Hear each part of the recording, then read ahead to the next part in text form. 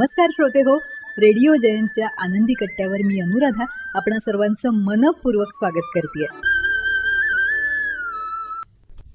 श्रोते हो, सुप्रसिद्ध टाईम मॅनेजमेंट ट्रेनर, रायटर आणि NLP प्रॅक्टिशनर कांचन दीक्षित यांचा एक लेख वाचनात आला ग्रॅटिट्यूडविषयी, आणि त्याविषयीचा एक फार सुंदर विचार त्यांच्या लेखातून मिळाला.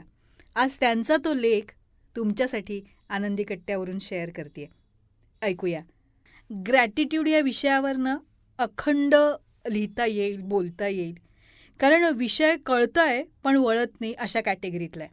वरवर आपण म्हणतो धन्यवाद, अमुक गोष्ट मिळाली, पण ही भावना फार थोड्या काळ टिकते. जर सोशल मीडियावर स्क्रोल करायला लागलो किंवा आजूबाजूला बघितलं, इतरांची सो कॉल्ड सुख दिसायला लागली की मग आपण तुलना करायला लागतो. मनात विचार येतात, आपल्याकडे काहीच नाही, आपल्याला तर काहीच मिळालं नाही आहे, कशासाठी आभार मानायचे, हे नाही ते नाही याची यादी वाढते आणि पुन्हा आपली गाडी मूळ पदावर येते. एकदा एक इमेज दिसली होती, तुमच्याजवळ काय नाही हे जाणून घ्यायचं असेल तर एखाद्या मॉलला जा. थोडक्यात हे जगसुद्धा एक मॉलच आहे. आजूबाजूला बघितलं की आपल्याकडे काय नाही आहे याची आठवण करून देणार. मग अशा सगळ्या परिस्थितीत कृतज्ञ कसं बरं राहायचं? तर लहानपणी आई म्हणायची, सायकल चालवणाऱ्यानं कारकडे न बघता पायी चालणाऱ्याकडे बघावं. तेव्हा मला हाच प्रश्न पडायचा की मला नाही बघायचं, मी का बघू? आज मला याचं उत्तर सापडले असं वाटतं. उत्तर आहे, ना कारकडे बघायचं, ना सायकलकडे बघायचं, ना पायी चालणाऱ्याकडे बघायचं. सतत स्वतःच्या आत बघायचं आणि एक आत आनंद आहे, त्या आनंदाकडे लक्ष ठेवायचं. ही ऑन ऑफ बटणं आपल्याकडेच आहेत. एकच एक फिक्स उत्तर नाही आहे. फिक्स उत्तर एकच आहे की मला खुश राहायचं आहे, मला आनंदी राहायचं आहे. आजूबाजूच्या गोष्टी, सीन्स बदलतील, तसं मला एकदा सुखी नंतर दुःखी अशा थपडा खात जगायचं नाही आहे. मला कायमस्वरूपी आनंदी राहायचं आहे. आनंद म्हणजे टेम्पररी पार्टीत नाचून केला जातो तो आनंद नाही, तर आनंद म्हणजे मनाची एक शांत संतुलित अवस्था. आज मला कारकडे बघून मस्त वाटत असेल आणि छान प्रेरणा मनात येत असेल तर मी कारकडे बघेन, कारण यानं मला छान वाटतंय. एखाद्या दिवशी कारकडे बघून मला वाईट वाटलं तर चटकन नजर वळवून मी पायी चालणाऱ्याकडे बघेन. माझं लक्ष माझ्याकडे हवंय. स्त्रियांच्या बाबतीत खरं तर ही गोष्ट खूप महत्त्वाची आहे. अगदी स्वतःच्या अनुभवावरून सांगते.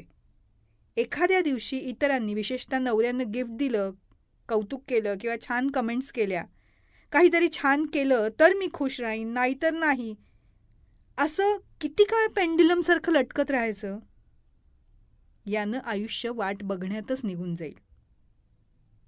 माणूस किंवा माणसं चुकीचे आहेत. माणूस बदलला की आपल्याला कायमस्वरूपी सुख मिळेल, पण अशी कितीही माणसं बदलली ना तर सुख मिळणार नाही. कारण वर सांगितलं तसं, ना कार सुख देते, ना पायी चालणं दुःख देतं. सगळं मी कुठे बघणार आहे यावर अवलंबून आहे.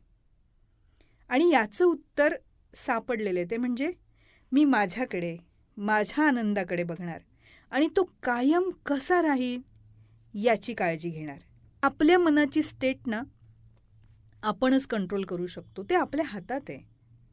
हे ज्याला जमलं ना त्याला कृतज्ञ राहण्यासाठी सुद्धा बाहेर पुरावे शोधत बसायची गरज पडणार नाही. ती व्यक्ती कृतज्ञच असते अगदी कायम, काही मिळालं तरी आणि काही नाही मिळालं तरी. थोडक्यात काय आहे की कृतज्ञता हा एक दृष्टिकोन आहे. कृतज्ञता मला काय मिळालं किंवा माझ्या पिशवीत काय आहे हे तपासून कन्फर्म करण्याची गोष्ट नाही आहे. तर कृतज्ञता ही एक अवस्था आहे. मी कृतज्ञ आहे, मला काही मिळो न मिळो, ही खरी ग्रॅटिट्यूड प्रॅक्टिस आहे. आणि ही जर प्रॅक्टिस आपण सगळ्यांनी करायची ठरवली, आचरणात आणायची ठरवली, तर आपल्यातला आनंद आपल्याला नक्की गवसेल.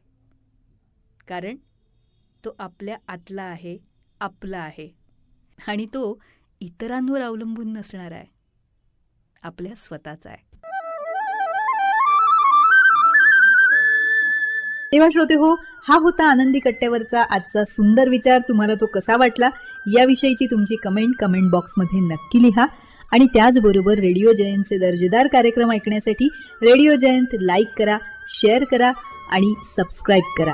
रेडिओ जयंतचं सबस्क्रिप्शन फ्री आहे. आणि त्याचबरोबर नोटिफिकेशनसाठी बेल आयकॉनवर क्लिक करायला सुद्धा विसरू नका.